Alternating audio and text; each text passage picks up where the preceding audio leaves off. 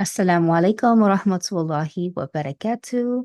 Welcome to welcome to my channel and welcome to another trip down memory lane where I go back and dust off a video that I recorded 10 years ago, and I play some of it here for you, and I discuss whether I agree, disagree, what are my opinions, and if the topics are still relevant. So this video right here, I don't know if it's just the topic polygyny, but this is my second most viewed video on my small modest channel. This video has over 50,000, I think it's like 50,500 views, alhamdulillah. And the previous video, I went over the first part, which was where I respect in marriage, where I was speaking about staying in your lane and the roles of spouses and the importance of communication. I spoke about how it is important to take your spouse's perspective into consideration and not just see things from your own lens. And of course, you can go back to the video. I will put it in the description box and you can hear what I had to say, either this old video or the most recent one, and see what I have to say about marriage and respect. But today we're just going to go over the second half, which is where I speak of polygyny. And I remember during this time, I'm not sure I'm not sure what was going on, but 10 years ago, there was a lot of talk of secret wives and women. At least my experience was listening to women saying that, this man took a wife and I didn't know, but it's okay because this is Islam and this is the deen. And me having common sense was thinking, anything that's done in secret, anything that takes away from you, anything that is a lie is not right.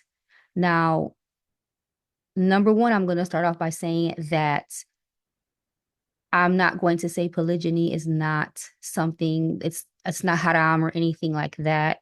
I'm not going to say anything bad about it as an institution of marriage. Polygyny is an exception. It is an option for Muslims that can afford to emotionally, spiritually, and otherwise. And it is also for women who it can benefit. That was the aspect that I was trying to bring in. It is not the default, which is why the last time I checked, less than 5% of Muslim majority countries even practice this. So I'm not going to say I'm ever against it. I know people who are in it. MashaAllah, tabarakallah. I'm just speaking of the lie.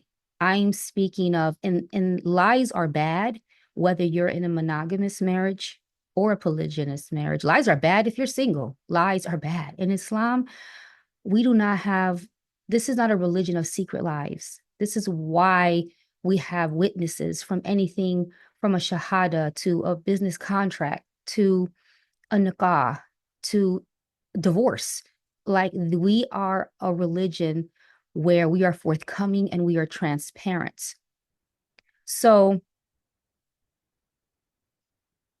let's see. I go into this first. I wanted to, in this part, I'm not sure if it was understood. Let me play a little bit of it. I was trying to articulate my idea of the purpose of marriage. I fear that, and I know it's the same in reverse for us in our marriages, all of us, inshallah. We want to help each other. We want to push each other forward in regards to Allah subhanahu wa ta'ala, not Do you know what I mean? I don't want someone um, just, I don't want to do anything to anybody, either my husband, my children, sisters, my friends, family members. I don't want to do anything to anyone that takes them out of the remembrance of Allah subhanahu wa ta'ala. And of course, that's not always the case intentionally. Sometimes we do it on accident. But that, So I think in this, I was trying to say that the purpose of marriage is for us to support each other in our mutual goal of trying to please Allah subhanahu wa ta'ala. And in that, it's kind of like I have an illustration here. Our relationship with Allah subhanahu wa ta'ala. So you have your spouse on you and your spouse. And if you are both focusing on Allah subhanahu wa ta'ala, your love of Allah. So first and foremost, the love of Allah, the love that someone else has for Allah subhanahu wa ta'ala. Sometimes someone has a nur, or there is not a word that I can give, but there's something about somebody that attracts you to them. It could be friendship, it can be marriage, where you love them for the sake of Allah and they inspire you to want to be a better Muslim. And so that love can be that attraction. It activates something inside of you, and just by default, because you are both striving to please Allah subhanahu wa ta'ala, you see that in your spouse. It is one of the things that attracts you to one another. And then as you draw near to Allah subhanahu wa ta'ala, you also draw closer to each other, as is what's illustrated here. I got this from a website. What is the name? It's called Women of Noble Character, this particular illustration. So that right there. And so if any either of these arrows goes towards a different direction, then say, for example, if the husband is no longer praying, if the husband is no longer interested, or he's having struggles in his deen, and the woman is not able to totally focus, she's now it's like subhanallah, like we don't have our triangles are not always perfect, but our family, our marriage, the purpose of marriage is to try to find that balance and to balance each other out. So when one is feeling low, the other one can redirect them and vice versa. And so I feel that sometimes with relationships, be it marriages or whatever, sometimes we have so many things that are going on, so much chaos going on, that it's a square. There is no both focusing on, there is no focus on Allah subhanahu wa ta'ala. Even if we're going through the motions physically, we're just ritualistically doing these things, but up here and in our heart, we're focusing on other than Allah subhanahu wa ta'ala. And that is where a lot of complications tend to breed. So in the video, I was trying to remind us of that even myself as a wife,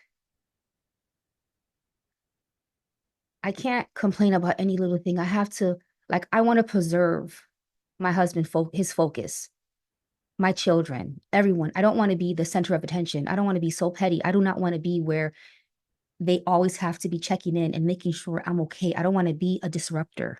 I don't want to be something, I don't want to be a stumbling block. I don't want to be a hindrance. I don't want to be a problem when it comes to anyone's worship of Allah subhanahu wa ta'ala. And I want that respect reciprocated.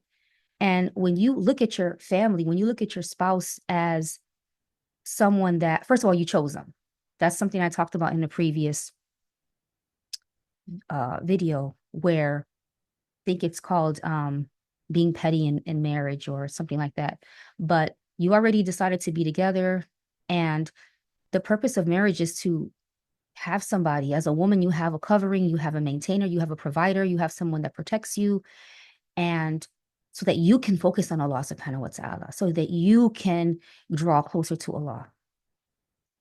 So if someone is falling short of that, if you're a woman and you got married and now your life has gone backwards, or this marriage has taken from you that now you're not able to worship as you used to. Your focus is off. That's something that needs to be evaluated. And when it comes to polygyny, 10 years ago, whenever the topic of polygyny is brought up, no one wants to accept the fact that they can also be dysfunctional and abusive, just like monogamous marriages. They want to put polygynous marriages as if they are this holy divine institution that is unlike everyone else's marriage and it has problems. It doesn't have problems. And so that's kind of like what I was trying to say. And I still agree with this. And I think and I still believe it is relevant, relevance. Um, so I wanted to play this part about where I talked about the Prophet sallallahu alaihi wasallam. And let's see what I And of say. course, we have the example of the Prophet sallallahu alaihi wasallam. Salam. And but the one thing that stood out to me in regards to the Prophet sallallahu alaihi wasallam is that there was never an accusation of him treating any of them unfairly. Now they may have had issues. We know about the honey that's brought up in the Quran, but never has anyone accused him of being unjust. He did it brilliant. And so, but then, how did he do it? You know what I mean? So it's like this comment says, a lot of not all, but some men are taking advantage of this exception, not the rule, and they're using it to gratify themselves. And along the lines, or maybe they're just naive, maybe they just don't know. But along the way, they are um, involving the lives of other people. And again, going back to how I said before in the respect of marriage and our goal to, inshallah, stay in the remembrance of Allah subhanahu wa ta'ala, they are taking women out of the remembrance of Allah subhanahu wa ta'ala, maybe not their intention. And it's just done in an unfair, it appears, manner. So we go into the Quran, and we know that it is possible to do this. If Allah subhanahu wa ta'ala said, yes, it's possible. We go to the Quran, An-Nisa, Surah 4, verse 3, and it says, and if you fear that you will not deal justly with the orphan girls, then marry those that please you of other women, 2 or 3 or 4. But if you fear that you will not be just, then marry only one, or those your right hand possesses. That is more suitable, that you may not be inclined to injustice. So it says it there. If you can be just, if you can be fair, if you can be, if you can deal with more than one wife. And to be fair is to not go behind a woman's back and take a second wife without her knowing anything. That's not justice. That's not justice. So, subhanAllah, I definitely still agree with that.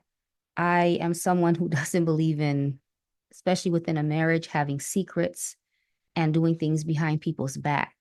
I think cowards do things like that. I think that's you when you do something behind someone's back, you are a coward. 9 times out of 10, if it's a situation where a conversation or not, if permission or just making somebody aware is usually the protocol and that is avoided, it's usually because the person knows that the other person is not going to agree to it. So they figure, what is the saying? It's better to apologize than to ask permission.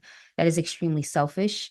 That is extremely unjust. And what that does as far as for women, it kind of sends a message that this person, the one who is unjust is the one you cannot trust because that they have no loyalty. And so if someone is unjust, you cannot be loyal to that person. It's hard for you to be loyal to that person. And during this time, again, 10 years ago, and even the time in between, from right now up until then, the women that I have met who have been in and out of polygyny, marriages in general, they have struggles and parking that aside. When it comes to polygyny, I think once again, because people hold it to like this holy exceptional where they don't want to acknowledge when abuse, manipulation, toxicity, chaos, they don't even want to acknowledge it. If someone is saying, hey, this is unjust, this wasn't right, oh, they want to get all super spiritual and and I I don't I don't I don't I still agree to this day that that's unjust. To do things behind someone's back is unjust. So in this video, I was encouraging sisters to do the research. We should all be educated and to know what you need. Know what you need.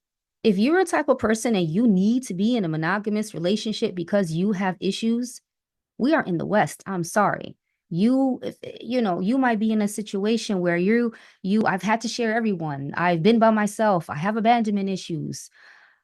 I need to have a husband to myself. You need to know what you need and you need to communicate that and you need to be clear. In this video, I also spoke about the options that some have where you can in your nikah contract put it in the contract where if your husband ever wants to take another wife, he has to tell you before he does it. It's not a permission thing. No, they don't have to ask us permission, but they should let you know so you can make a decision as to if you want to continue this or not, because now they've included a whole other group of people. It's not just this other person that's coming in. So you can make the decision because you can change your mind. You can get married and say, hey, I'm not interested. And then down the line, change your mind, vice versa. And so it's all about communicate. Your husband, same thing. You might go into it and he may say, no, it's just you, change his mind, or vice versa.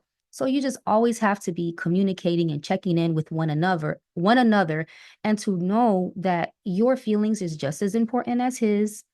And there can be no imposition. There can be no forcing of anything when it comes to consenting adults. There can be none of that. Which is why communication is very important, because without information, without communication, a person doesn't feel empowered. And if you don't feel empowered in your life, you're oppressed. You feel oppressed. So I feel that in marriage, especially sisters, marriage needs to benefit us. Marriage must be a benefit to us in our deen and must not take away or be a hindrance, which is why I said you might be someone who, I used the example of wanting to be in a monogamous marriage because maybe you have all these issues. You might be flip mode. You might say, I don't have time for a man like that to cook and clean. And I want to be in a polygamous marriage. I'm too busy. I have children from a previous marriage and they're adults and I just want my freedom. And so I think that it's very important that you know yourself and that the marriage benefits you. It benefits you. It makes no sense to be married and to keep living like you're single. If you're married and your life has gone backwards, you get married and you thought you were going to have help in this, and now you don't, where the marriage has become a hindrance. And now you can't, no. So this is why you have to know what you want even before you get married, and you need to communicate that. So do your research, understand your rights as a Muslim and in your deen and things of that nature. And also know you're the expert of yourself. Know what you need. Know what your life is like. Know how much you can give and how much you can. And be clear. Be very, very clear about that, because people are not mind readers. People are not mind readers. These brothers, they can't read our minds. We have to talk to them with love and gentleness. And you just have to know you. You have to know what you need. I would say that now I think that especially in the United States, polygyny, I feel that when it's done, I've 99% of people that I know that have done this, mashallah tabarakallah, there's a handful that it's been very successful and very beautiful. The rest, and this is not, all marriages have their struggles. But I feel like it's specifically when it comes to polygyny, it's mostly American. It's mostly the American born sisters that they're after, and especially the convert women. So let me tell you the criteria to usually the women that the brothers are usually deeming as eligible for them to be interested in when it comes to polygyny, aside from being pretty or whatever attraction, whatever. They're American. Nine, a huge percent of them have to be converts, and an even larger percent of them can have no men around them. No men. Now let's think about that. How many men really want two father-in-laws, six brother-in-laws? How many men? Maybe, maybe they do. But from my little small little, it's usually convert, American, no men, father ain't around, nowhere around, don't know that the fathers, no brothers are around, no real men to hold them accountable, even if they're not Muslim. It don't matter. That's usually who I see that become targets when it comes to getting abused, when it comes to polygyny. Like I said, I know a couple few that's it's beautiful. MashaAllah, tabarakallah. I'm talking about the majority of the other group that I have seen where the sisters have struggled. It has not benefited them. They have no father, brother, grandfather. They have no men to protect them. They're not covered. They converted to the deen, so they don't have the backing of a Muslim majority family or community. Um, if they say something about the deen, they are treated as if you're a convert, you don't know anything. They're reminded of how uneducated and how unexperienced they are. And that's very unfortunate. That's really unfortunate. Um, so I think there's another part here where I talked about, let's see, consent, because there's sometimes a little bit of a word game that people were doing at least 10 years ago. I haven't heard about this too much now, where they would say, no, they don't have to ask permission. Nobody's saying permission. Nobody's saying you have to ask them about you. You're grown. Nobody has to ask permission for anything.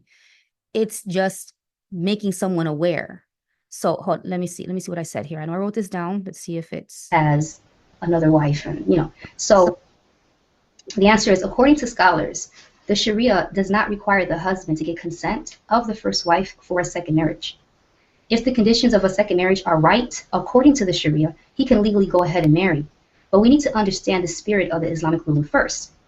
For instance, if the second marriage is likely to upset the first marriage and the family structure already established, then a second marriage should be avoided, as it undermines the very purpose of the Islamic rules of marriage. But the permission of plural marriage is given in the context of protecting widows, as they need to be taken care of. In the very same verse, it is stated clearly that if a man cannot treat his wives with equality, he should not marry more than one woman. This is a clause usually ignored or taken lightly by many men, depriving women of their rights Allah Almighty has granted. so I go on, but I just wanted to stop it there. So I don't want to make this video too long. But that kind of, I still agree with that. The marriage needs to benefit the woman. And even the Prophet sallallahu alaihi wasallam, who was the best of all creations, he forbade. See, this is why you have to have other people involved. He forbade, he forbid Ali radiallahu anhum from taking on a second wife because he said it would injure her or injure him. Injury will occur. So it has to benefit. It has to benefit the woman. Marriage must be something that helps her, uplifts her, adds to her life, and not take away. So, subhanAllah, I wanted to end with encouraging that you watch this video. It's in my lives. It's old. It's 10 years ago. You'll find it there. And leave a comment and let me know if you think that this is still relevant. I haven't heard too much about this. 10 years ago, it was a thing. It was a conversation that was going on. And if you are, I don't know, one thing that I think people need to think about is their children. How is this going to affect your children, monogamous or not? We are already in a society and in a culture that is crazy enough and has enough dysfunction and chaos. Inshallah ta'ala, we are not, and this is why I emphasize on making sure we're focused on Allah subhanahu wa ta'ala. Because if I'm depressed, because I have issues with my husband, or a woman is having issues with her husband and she's insecure, how am I focusing on my children? And then what are my children going to think about their father or myself? And what is this going to look like 10 years from now, 20 years from now, 50 years ago, 50 years from now? And even here in the US, again, I can't say I'm not against it. I am for marriage. I am for marriage, period. But and I hate to say the word excuse, even the excuse of women outnumber men, not in the US. Men and women are 50-50. So according to USstatistics.com, we're only 4%, we're 50.4% of the population. So even that's not an excuse. If you are a woman, because inshallah I'm only talking to women, and you are interested or you don't mind, that's fine. It's fine. But if you are a woman and you feel like that's something that's not for you, then you need to be clear about that. You need to be clear about that, and you need to not feel guilty about it. And have faith in Allah subhanahu wa ta'ala, because not all men want to be shared. It is a huge responsibility. And contrary to the stereotypes that are out there, there are men that do consider the future. They do consider, you look at even monogamous relationships. And I'm not saying all brothers that do polygyny are bad. No. Like I said, I know a few that are very successful, and mashallah, tabarakallah, from the sisters that I know, happy, healthy. But the majority, those people that I know that are, alhamdulillah, that look to be where it's benefiting them are a dinosaur. They're extremely unique, like something like, you know, but fearing Allah, that's the thing, fearing Allah. Because again, what is this going to look like if these men are running around abandoning these women? Another thing that the women need, that I have seen that makes them eligible, where these brothers, you better have a job. You have to have a job. And that's one of the examples that I gave to the why is it unjust? Because Islam says that the man is the maintainer and the provider of the women. His money is your money. Your money is your money. So if this brother he gets married and he's now providing for another household, and now your money is thinner, and how is that unjust to you? You have to communicate. You have to have a relationship where you communicate, which is why, like I said, the way that I've seen the very done in the West, first of all, the men don't want you in their pocket. You better have a job. You better have no men around you. You're a convert and you don't know too much about Islam. May Allah protect us. May Allah forgive us. Ameen. And so, again, I think that you have to be a just person, because where there is no just, there is no loyalty. He who is not just can never be trusted. And again, you don't have to ask permission. Your husband does not have to ask permission, but he has to let you know. He has to let you know, because you are an adult. This is your life. And subhanAllah, if it works out, it's a benefit. It's community building. Alhamdulillah. That's the intention. But if it takes from you and now you're depressed, and another thing that I have in my little experience, it starts a revolving door. These brothers who get involved in the polygyny, they have at least one divorce under their belt. Not knocking nobody. They have at least one divorce and a child support payment over there. SubhanAllah. So monogamous or not, we all come with a baggage. We all come with our stuff. And inshallah, we can just live a life where whoever and however, polygyny or monogamy, is just not going to take us out of the remembrance of Allah. Because as women, we are already emotional. That's how Allah subhanahu wa ta'ala made us. He made us that way. So we have a heart. And we are like the heart of the home. And our husbands need to be kind, and they need to preserve that. So make sure you know yourself, and make sure you know how to advocate for yourself, and make sure you know what you need. and don't be apologetic about it. And don't feel guilty if you are interested in polygyny. SubhanAllah, it could be a beautiful thing. And I want to close with that. I want to close with saying that, SubhanAllah, I made a note here. I don't want to forget that one example of a team that seems to make it looks like it works is the YouTuber's outstanding personal relationships, which is the husband is Coach Nazir and the sisters are Coach Fatima and Coach Naila. Beautiful. Mashallah, I think that is what it should look like if people do it. It's open, kids are together. I'm sure it's not perfect. No one's life is perfect, but there are no secrets. And regardless as to how it started, it doesn't matter. They got over it, they're together. Alhamdulillah. And guess what I found the most beautiful? There is a story where the sister even says, SubhanAllah, may Allah protect us all, Ameen, and extend her life and our lives so we can do more good, Ameen. Where she says, if anything were to happen to me, I know my sister got my kids. SubhanAllah. SubhanAllah. So I am not knocking it. I'm just knocking the way we doing it here for the most part. May Allah subhanahu wa ta'ala forgive us all. And I will see you in the next video. Assalamu alaikum rahmatullahi wa barakatuh.